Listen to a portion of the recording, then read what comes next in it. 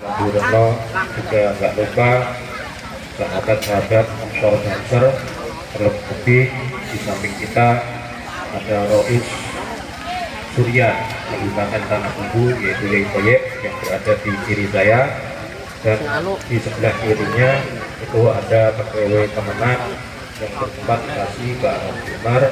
Di belakang saya ada Haji Yamani, Ketua Umum Lazismu, dan juga di kanan saya bertuju itu adalah Ketua MBC Karangkitang, dan juga yang di belakang saya ini ada Ketua Bansel Tanah Kubu, beliau Bapak Islamuddin, dan juga Bapak Mustaqim yang kami hormati. Oke, minta maaf mungkin nanti ini inti ada 3. Yang pertama kami sampaikan kita melanjutkan daripada istiqomah kita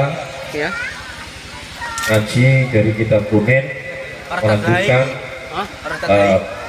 pembahasan yang dulu, di mana tempat kita selalu insya Allah akan mengistiqomahkan bahasan-bahasan kitab Kuning. Karena apa?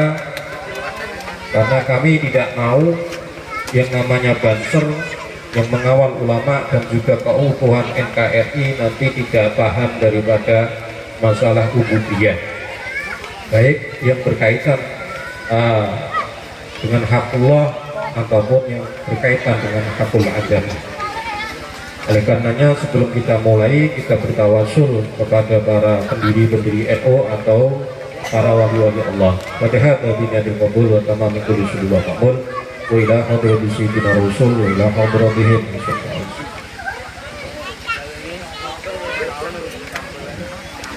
Al-Fatihah.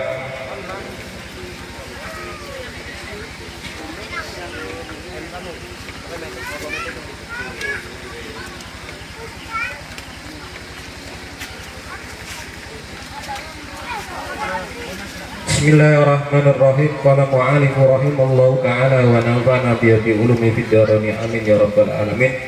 Faslun wa arkanus sholati tsamaniyata asyara ruknan. Pasal ini menerangkan tentang beberapa rukunnya sholat. Rukunnya sholat itu ada 18. Cuman di sini disebutkan 18 di dalam kitab Fathul Qorib. Kenapa 18? Yang lain tidak sampai, karena di dalam Fathul Qorib setiap tumakninah itu dihitung satu rukun. Jadi nanti kita bisa simpulkan aja, guys. Yang pertama adalah niat.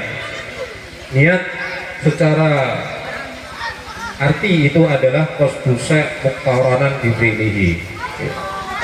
Jadi kita kalau mau menjalankan sholat itu minimal harus tahu mana yang rukun, mana yang sunnah.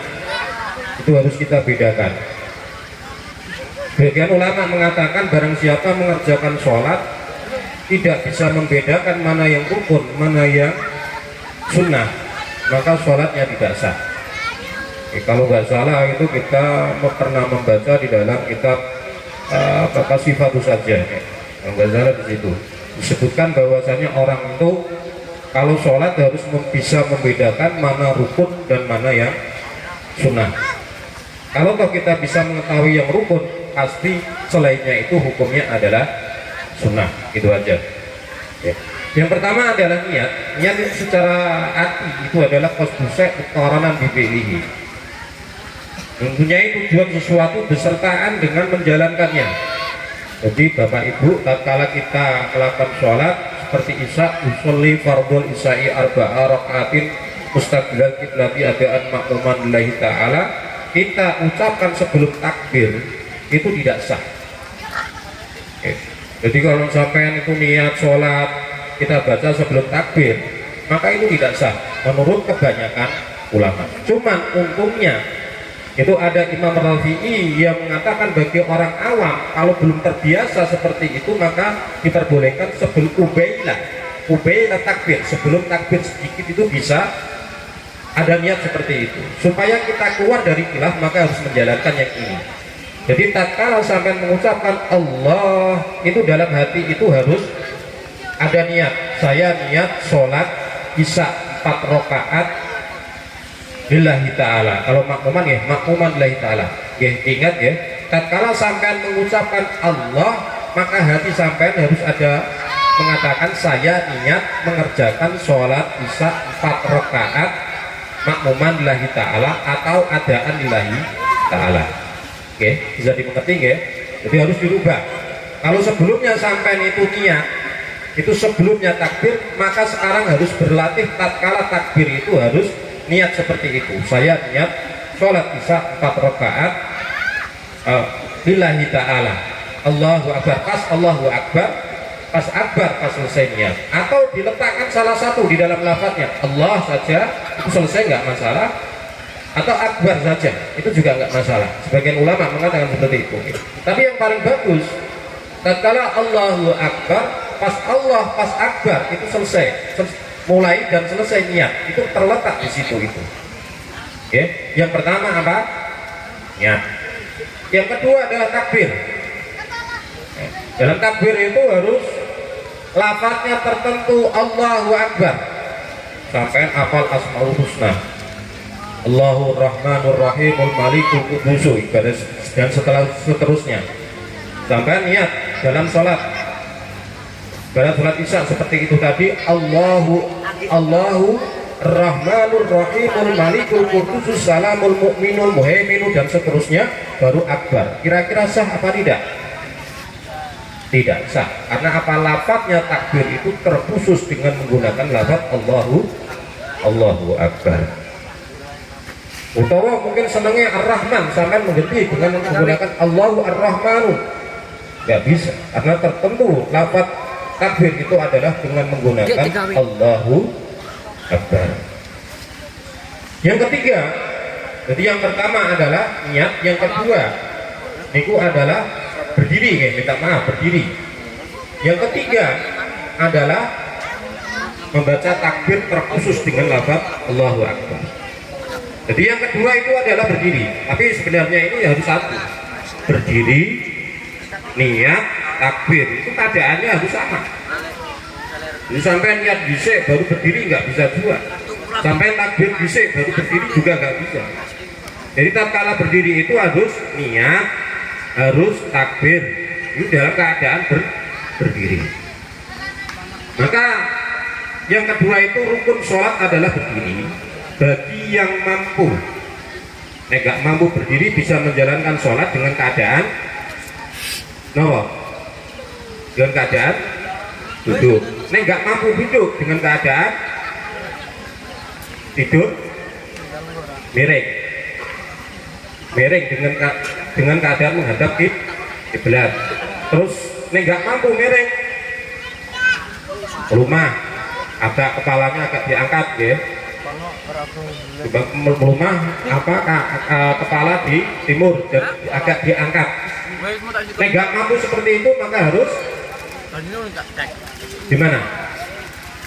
Orang mampu nggak bisa tidur miring, nggak bisa terbang rumah telentang. Yo sainso nih, korak dan lain sebagainya. Wes nggak mampu kabeh maka sholat dengan keadaan berkedip, isyarah kedip sampai. Ya Allahu Akbar kedip, kemudian Fatihah selesai kedip. Jadi rukun-rukun yang selesai itu dengan sampai isyarah kedip. Nggak mampu kedip, ya disolati. Nek wis ra iso kedip ya disolati man. Arep apa maneh wong ora iso kedip, berarti kan mati wis ora kedip. Selama otak kita masih ada Pak Ibu, maka kita itu diwajibkan untuk mengerjakan yang namanya sholat. Jadi pertama adalah apa? Niat. Yang kedua berdiri. Yang ketiga adalah takbir. Kalau takbir tadi sudah kita jelaskan dengan menggunakan lafaz Allahu Akbar. Terus diganti ibaratnya Allahu Akbar, lafaznya tertentu dengan itu, misalkan ganti dengan Allah Maha Besar, bisa apa tidak? Boten, nggak bisa. rusak buatnya. Karena wong Inggris gunakan bahasa Inggris, terus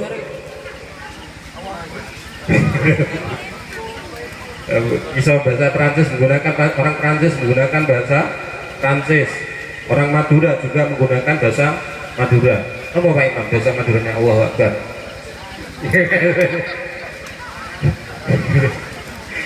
Ini rusak ya. Jadi tertentu lafadznya itu adalah Allahu Akbar, harus dibawa pulang ya. Ini sampai ingat-ingat. Ya. Jadi niat, berdiri, takbir. Selanjutnya apa Pak? Bu?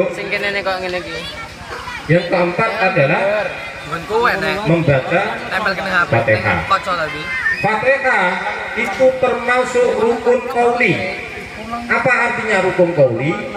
Rukun itu artinya ya pokok, suatu perkara yang ada di dalam sholat, dan apabila tidak dikerjakan sholat tersebut tidak sah. Itu namanya rukun. Nah, syarat apa? Sesuatu yang bukan di dalam sholat, tapi kalau perkara tersebut tidak dijalankan maka sholatnya tidak sah. Itu namanya syarat. Kalau rukun itu di dalam sholat, ada di dalam sholat. Oke. Dan qauli itu ucapan. Maka kalau Fatihah itu dikatakan rukun qauli, takbir juga rukun qauli, maka telinga kita harus mendengar. Contoh takbir, minta maaf ya, kita ulangi lagi. Takbir itu termasuk rukun qauli. Itu sampai takbir di batin, tiba-tiba terus mendapat Allahu Akbarnya dalam hati, sah apa tidak? Tidak, karena ini rukun qauli. Telinga kita harus mendengar. Fatihah pun juga sama, karena Fatihah ini rukun qauli, maka sampai tatkala membaca Fatihah, telinga sampai harus mendengar. Qaul itu kan ucapan. Yang nama ucapan itu harus dengarkan. Ya. Terus apa lagi rukun qauli? Tahiyat akhir. Tahiyat sebelum salam itu namanya adalah rukun qauli. Disampaikan harus mendengar juga di dalam at-tahiyatul barakatus sholawatut thayyibatun lillah. Itu telinga kita harus mendengar. Dan salam yang pertama, salam yang mengarah ke kanan, itu juga rukun qauli. Sampai tatkala salam pertama harus mendengar. Maka empat perkara ini kalau kau sampai kerjakan tanpa mendengarkan telinga sampean, telinga tangan sampean kok tidak mendengar, sholatnya sampean tidak sah. Karena empat perkara ini adalah rukun qauli. Jadi yang keempat adalah membaca Fatihah. Dan Bismillahirrahmanirrahim menurut Imam Syafi'i itu satu ayat daripada Fatihah.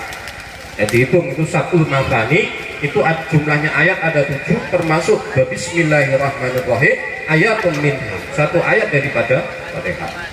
Dan nanti sampai itu melihat seseorang yang membaca Fatihah tanpa Bismillah, ya tidak masalah.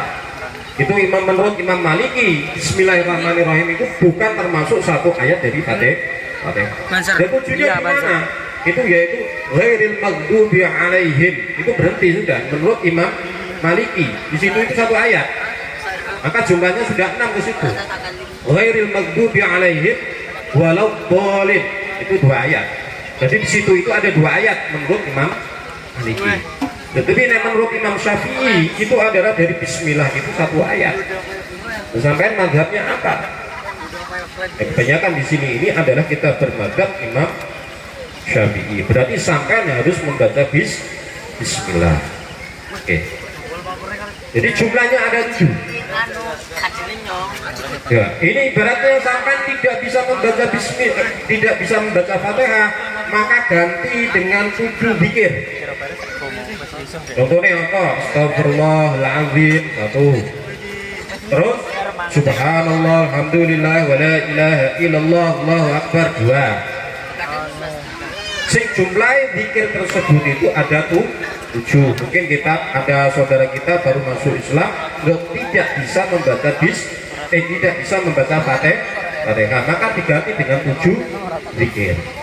Sebenarnya runtutannya adalah diganti dengan 7 ayat. Fatihah wae gak iso pemane ayat sing liya kan. Gitu. Maka diganti dengan 7 zikir. 7 zikir kok tidak bisa, maka diganti dengan dia sekira cukup untuk membaca Fatihah. Menengok sedelok kira-kira cukup untuk membaca Fatihah. Ini oke. Yang pertama adalah niat, kedua adalah berdiri, ketiga adalah takbir, keempat adalah membaca Fatihah. Terus yang kelima adalah rukuk. Ini minta maaf ya. Rukuk itu gimana caranya? Rukuk itu adalah kita yang paling sempurna itu adalah keadaannya itu ibarat ada papan kita letakkan di punggung kita, itu tidak mengarah ke atas, tidak mengarah ke tidak mengarah ke depan, tidak mengarah ke belakang. Itu yang paling bagus. Oke. Yang paling bagus rukuk itu adalah setara, rata antara pantat dan juga kepala ini rata. Itu yang paling bagus. Nah, itu dengan cara apa? Kalau toh muktadil ya tangannya itu sedengan, maka dengan cara memegang lutut. Yang lutut dicekeli itu biasanya pas, gertakuangnya sedengan. Oke. Kadang ada orang itu tangannya lebih panjang daripada bungkungnya, itu ada juga. Oke. Ya, di situ itu yang paling bagus adalah rata. Kalau nggak bisa, lebih baik sampean itu lebih ke depan, jadi lebih menunduk ke depan daripada sampean itu nanti ke seperti orang boyokan nih. Okay. Jadi kalau toh wong ngopo rukuk keadaannya kepalanya agak dongak ke atas itu nggak sah gitu. Okay. Kecuali wongnya kena penyakit, nggak bisa dipaksakan toh kalau toh dia itu terkena penyakit. Itu yang paling bagus seperti itu, dengan cara kita rukuk seperti itu dan ada tumak ninahnya. Tumak ninah itu apa? Tumak ninah itu adalah diam sejenak setelah darah-darah itu mengalir. Darah-darah mengalir